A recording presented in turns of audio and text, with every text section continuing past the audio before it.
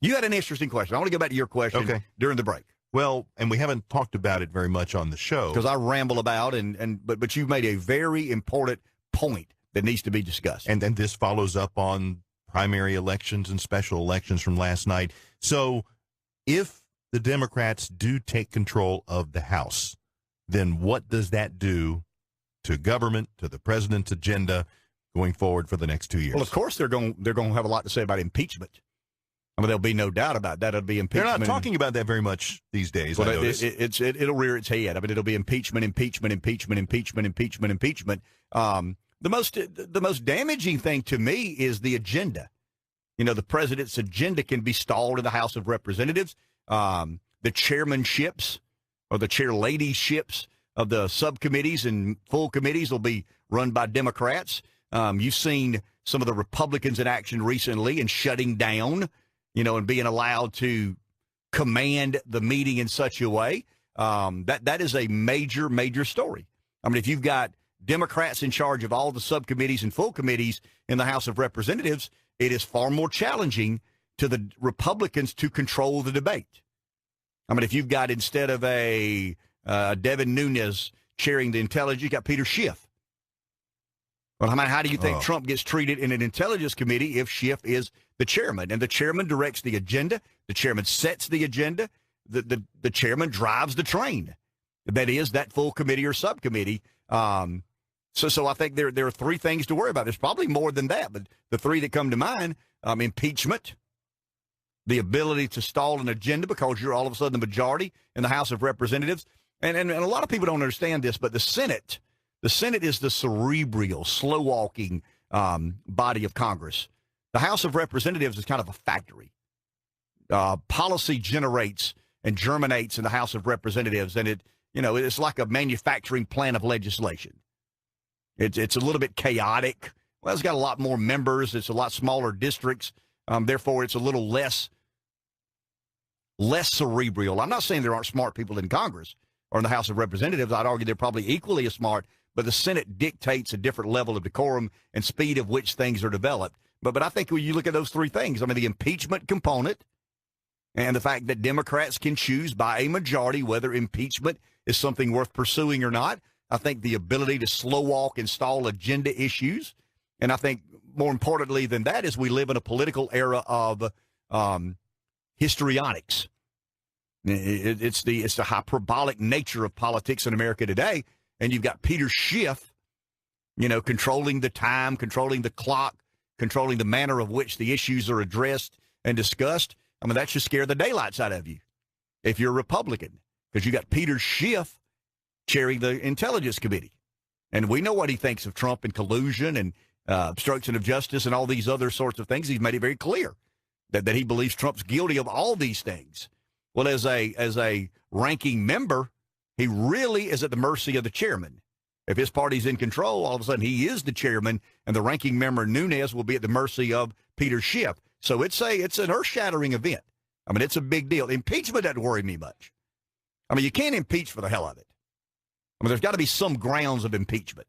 And I've yet to see any grounds. I mean, I've heard a lot of sensationalism and politicians running their mouth about certain things or not. But I've not seen any evidence whatsoever that leads me to believe there is any credibility in pursuing impeachment. The agenda is a big deal. The agenda is a real big deal. The ability to stop or slow walk some of the priorities of the Trump administration is a big deal. And I still think more than that, because we live in this very visual age of politics.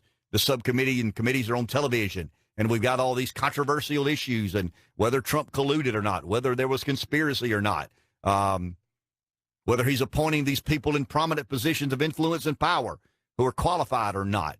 Well, I mean, the minority party has a seat at the table, but it's not the head of the table.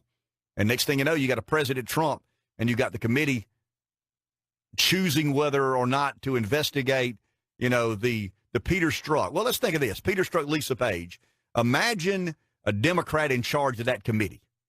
Imagine how much of that would have been hushed up. Imagine how much of that, if the Democrat chaired the committee. I'm not saying you have full authority to run a committee as you see. I mean, there's always a role for the minority party. But the majority party, the chair of that committee, really could dictate how far down the road they went with Strzok and Page or not. And rest assured, these committees are not acting in America's best interest. These committees are not trying to solve the problems facing you nor I. These committees are not trying to better run the government. These committees are self-preservationists. It's a Democrat committee. It's a Republican committee. What's best for the Republican Party? What's best for the Democrat Party? That is always their priority. Very seldom is their priority what is best for the American public, what is best for the voter, what is best for the American people. That's hardly ever a priority. Their priority is and always will be what helps my party. What helps my party? Well, what helps your party is you being chairman of that committee and dictating the terms of whatever issue it is that particular committee is addressing. Does that answer in an elongated way? I think so. Your question? Yeah, and that's scary. And then the other thing that's scary is a potential Speaker, Nancy Pelosi. Well, Speaker Nancy Pelosi is pretty dangerous. The hearings we've had, we've had a lot of hearings. I go back to Strzok and Page. It's interesting to me, and I have no idea. I couldn't answer this. What would those hearings have looked like had the Democrats been in charge? Would we have ever had those hearings had the Democrats been in charge? The investigations that are going on, the role these committees play in those investigations. Do you not believe the Republicans are managing those investigations in a different way than the Democrats would? Imagine Nancy Pelosi having a hand in whether or not we can investigate this, whether or not we can investigate that. We know this, Rev. We know the motivating force on the left is not to better govern the country. We know that.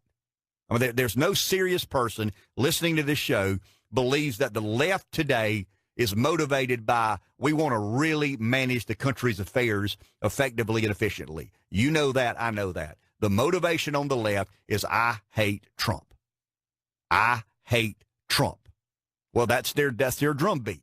That's their priority. Well, if I hate Trump and I'm a ranking member on a committee, I can hate him all I want, but there's only certain limits as to what I can do.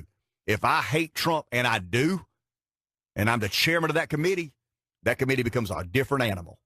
It becomes, it's just the weaponizing of government. It is the absolute weaponizing of seats in the House of Representatives. And if the Democrats win, I predict that's where we end up.